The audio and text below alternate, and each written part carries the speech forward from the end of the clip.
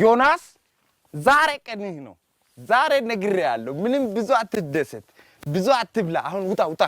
ይወጣ ያጠፋው ነው ቃል ይህ ከበሬዎች ኮሚቴ ዛሬ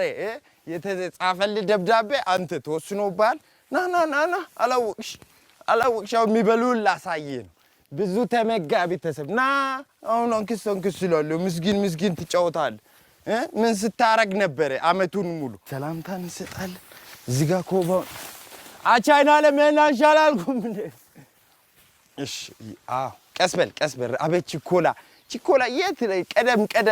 ና እስቲ ሟች ከመሞቱ በፊት እንደዚህ ይራመድ ነበር ጥግብ ብሎ ነበር አተነን አትቆጥታ እንደ